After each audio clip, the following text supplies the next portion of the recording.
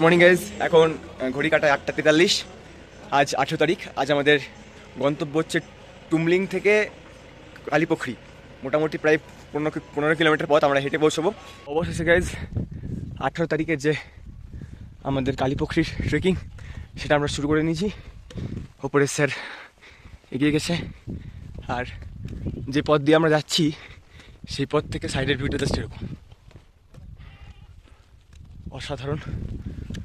দিকে রয়েছে একটা বৌদ্ধ মন্দির বোধ হয়। ফাইনালি সিঙ্গালিয়া ন্যাশনাল পার্কে 1 কিলোমিটার পথ অতিক্রম করে আমরা পৌঁছলাম। এই ন্যাশনাল পার্কের ভেতর দিয়ে আমরা কালীপুখরির উদ্দেশ্যে আমরা সিঙ্গালিয়া ন্যাশনাল পার্কের মধ্যে দিয়ে প্রবেশ করে গেছি। এখন এগাচ্ছি সাগনিক।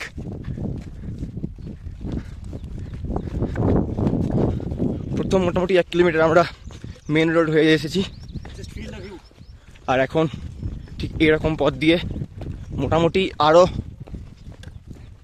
13 কিলোমিটার মতো আমরা এখন হেঁটে পৌঁছবো কালীপুখরি গ্রামে। আর জাস্ট এদিক থেকে ভিউটা দেখো গাইস। আমরা মোটামুটি 8,000-9,000 ফিট ওপরে রয়েছি। ঠান্ডাটাও অনেক বেশি এখানে।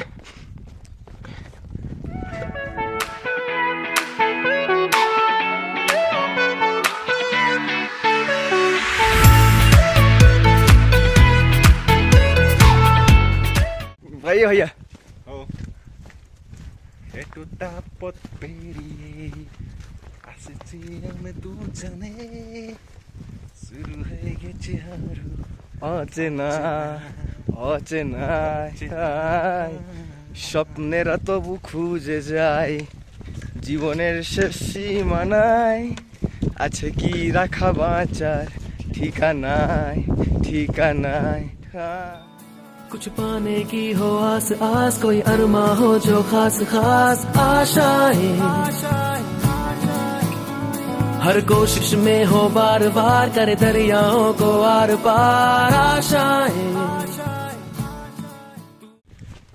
লাল পাহাড়ি দেশে যাও, রাঙা মাটি দেশে যাও, হিতাং তোকে মানাইছে নাই রে, একেবারে মানাইছে নাই রে। ওয়াইল্ড স্ট্রবেরি নে নে নে, अभी फोन ही नहीं लगा वहाँ पे ना। ওয়াইল্ড স্ট্রবেরি পেয়েছি, ওই নিয়ে এসছে তুলে। অনেকগুলোই আছে, আশা করি দেখতে পাচ্ছ। এবার কিন্তু উঁচু খেয়ে দেখে কেমন। रेस लेना है थोड़ा। মিষ্টি জল। बहुत लीजिए সিঙ্গালিয়া ন্যাশনাল পার্ক ক্রস করে আমরা গৈরিবাস পৌঁছে গেছি। এখান থেকে ফালুট 33 কিলোমিটার, সান্দাকফু 12 কিলোমিটার। দাদা কেমন লাগছে বলো? এই তো ভাই চলতে হচ্ছে প্রচুর, কিন্তু রুদ্র খুব ভালো চলছে। না দারুণ চলতে পারছি না একটু। স্যার কেমন লাগছে? একদম কি একদম ভালো না খারাপ? সেরা সেরা। মানব কেমন লাগছে? আমি টেস্টোস্টেরন বুস্টার নিয়ে এসেছি। কেমন লাগছে সাগনিক? শেষ সাগনিক শেষ হয়ে গেছে। টেস্টোস্টেরন বুস্টার দারুণ লাগছে। বসো না বসো। ইতিমধ্যে আমরা একটু রেস্ট নেব। পাহাড়ি রাস্তা ছেড়ে আবার আমরা জঙ্গলের মধ্যে দিয়ে চলেছি কালীপুখরির উদ্দেশ্যে। কখন পৌঁছবো কিছু জানি না। ঘড়ির কাঁটা এখন 12:30। চারিদিকে মেঘাচ্ছন্ন আকাশ, একেবারে কিছুই দেখা যাচ্ছে না। তার মধ্যে আমরা ট্রেকিং করতে করতে ধীরে ধীরে আমাদের গন্তব্যে পৌঁছচ্ছি। এখনও প্রায় মোটামুটি 5 কিলোমিটার মধ্যে হাঁটা পথ বাকি।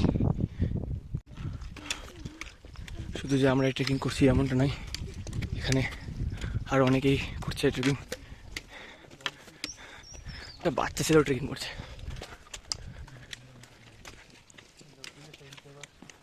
খাওয়া দাওয়ার পর লাঞ্চ সেরে নিয়ে আমরা কালীপুখরির উদ্দেশ্যে রওনা দিয়েছি। মোটামুটি 2 কিলোমিটার আমরা পথ হেঁটে গেছি, আরও 2 কিলোমিটার পথ বাকি রয়েছে। আজ টোটাল আমাদের 14 কিলোমিটার ট্রেকিং ছিল, যার মধ্যে আমরা 12 কিলোমিটার কমপ্লিট করেছি। আরও 2 কিলোমিটার রয়েছে। 2 কিলোমিটার পৌঁছতে পারলে আমরা আমাদের গন্তব্যস্থলে পৌঁছতে পারবো। আর ঠিক রাস্তাটা হচ্ছে এরকম, একেবারে যে প্লেন বা মোটামুটি ভালো রাস্তা এমনটা নয়। প্রচণ্ড খারাপ রাস্তা, তার মধ্যে পাথর, হাঁটাচলা করতে প্রচণ্ড অসুবিধা হচ্ছে। যাদের শ্বাসকষ্ট রয়েছে তাদের আরও বেশি অসুবিধা হবে। এই রাস্তায় প্রচণ্ড খারাপ রাস্তা, ধীরে ধীরে উঠতে হচ্ছে। দেখেছি ঠিকানা তোমার হাতের স্পর্শে হারিয়েছি সীমানা তুমি বলে মোটামুটি 13.5 কিলোমিটার হাঁটার পর আমরা কালীপক্ষী নদীতে পৌঁছে গেছি। প্রচণ্ড মেঘ, কোনো কিছু দেখা যাচ্ছে না, হাতে একটা দমকা হাওয়া দিচ্ছে প্রচণ্ড। এটাই হচ্ছে সেই কালীপক্ষী নদী। কালীপক্ষী নাম এই কারণে হয়েছে কারণ এই যে জল, এই জলটা প্রচণ্ড কালো, তাই এই হ্রদটার নাম বা নদীটার নাম হচ্ছে কালীপক্ষী। যদি মেঘটা না থাকতো তাহলে স্পষ্ট বুঝতে পারতে, কিন্তু এখন মেঘে পুরো আচ্ছন্ন হয়ে রয়েছে, তাই কিছু বোঝা যাচ্ছে না। ফাইনালি আমাদের হোমস্টেতে পৌঁছলাম, ইয়ালুং হোমস্টে। এটা হচ্ছে কালীপক্ষীতে রয়েছে, কালীপক্ষী ইয়ালুং হোমস্টে। চারিদিকে মেঘ রয়েছে, প্রচণ্ড হাওয়া দিচ্ছে, কিচ্ছু দেখা যাচ্ছে না।